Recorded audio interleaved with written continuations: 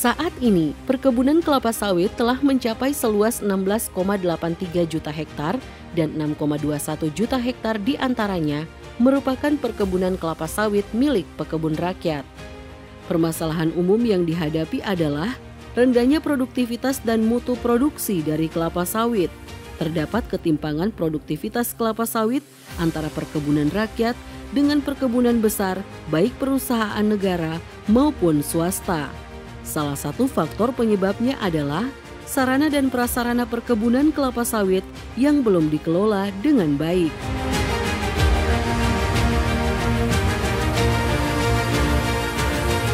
Upaya menjaga peran kelapa sawit secara berkesinambungan, pemerintah melalui Direktorat Jenderal Perkebunan bersama dengan Badan Penghimpunan Dana Perkebunan Kelapa Sawit atau BPD PKS menetapkan kebijakan melalui Peraturan Menteri Pertanian Republik Indonesia Nomor 3 Tahun 2022 tentang pengembangan sumber daya manusia, penelitian dan pengembangan, peremajaan, serta sarana dan prasarana perkebunan kelapa sawit. Kegiatan penyediaan sarana dan prasarana perkebunan kelapa sawit bertujuan untuk memperbaiki sarana dan prasarana untuk tanaman, kebun dan pengelolaannya sesuai dengan GAP sebagai upaya peningkatan produksi, produktivitas, nilai tambah dan daya saing, serta menjaga kelapa sawit Indonesia berkelanjutan.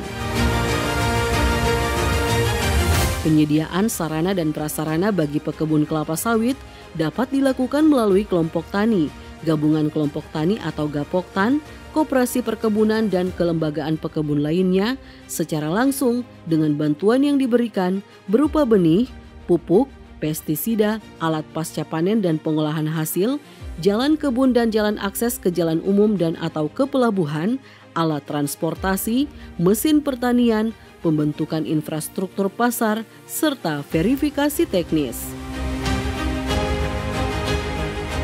Dalam keputusan Direktur Jenderal Perkebunan Nomor 62 /KPTS KB.410/06/2023 tentang pedoman teknis sarana dan prasarana perkebunan kelapa sawit dalam kerangka pendanaan Badan Pengelola Dana Perkebunan Kelapa Sawit sebagai pedoman pelaksanaan kegiatan sarana dan prasarana dalam peraturan tersebut diantaranya mencakup bantuan benih. Benih yang diberikan merupakan benih kelapa sawit siap salur yang bersertifikat.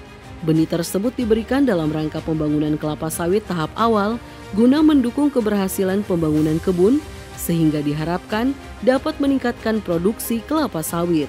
Bantuan pupuk.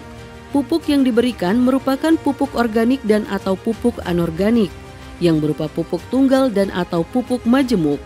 Pupuk tersebut diberikan saat pembangunan kebun kelapa sawit tahap awal dan saat pemeliharaan tanaman kelapa sawit untuk tanaman menghasilkan.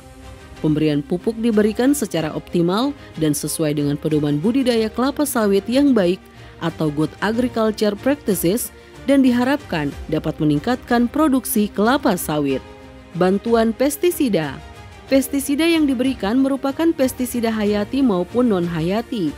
Pestisida tersebut diberikan saat pembangunan kebun kelapa sawit tahap awal dan saat pemeliharaan tanaman kelapa sawit untuk tanaman menghasilkan.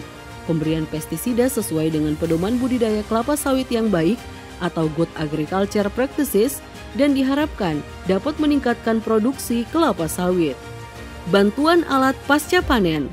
Alat pasca panen yang diberikan berupa alat-alat seperti egrek, dodos, galah aluminium, kapak, gancu, tojo, batu asa, gerobak sorong, timbangan, serta alat pasca panen yang dibutuhkan di lapangan.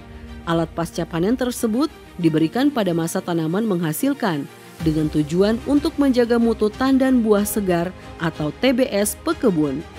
Bantuan unit pengolahan hasil.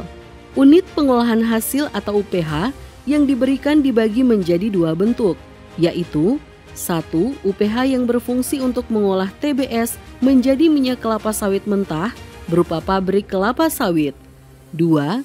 UPH yang berfungsi untuk mengolah TBS menjadi minyak kelapa sawit mentah, minyak merah dan minyak goreng berupa pabrik minyak goreng atau Pamigo.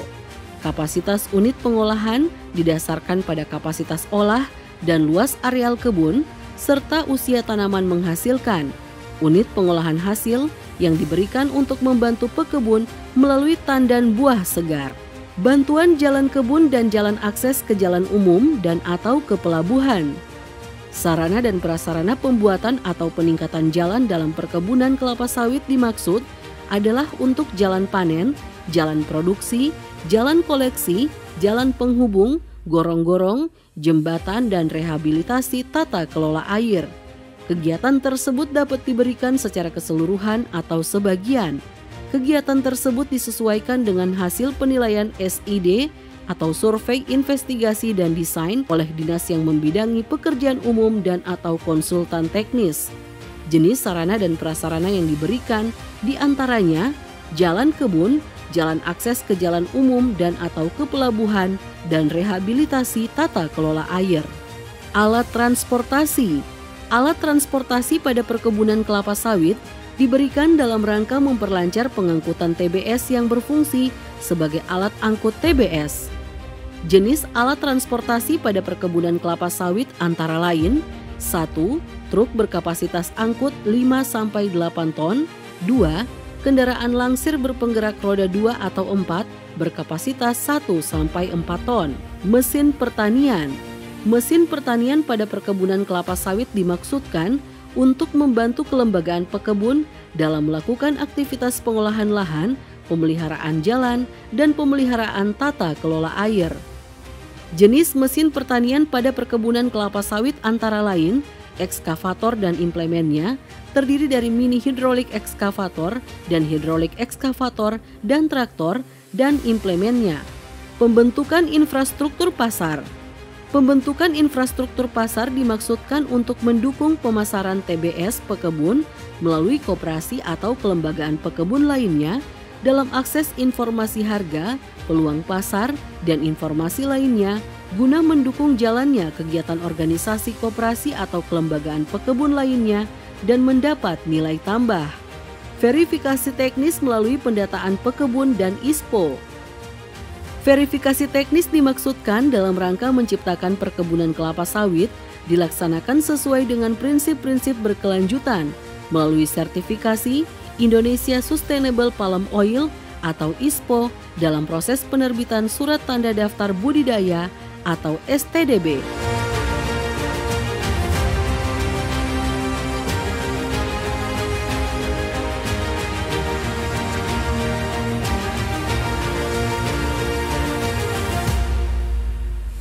Untuk memperoleh dana sarana dan prasarana perkebunan kelapa sawit, diperlukan beberapa persyaratan yang perlu dipenuhi oleh Poktan, Gapoktan, koperasi atau kelembagaan pekebun lainnya sesuai peraturan yang berlaku. Setelah itu dipenuhi dan diusulkan atau pemberkasan, dilakukan proses penelitian, verifikasi dokumen dan penerbitan rekomendasi teknis oleh Direktur Jenderal.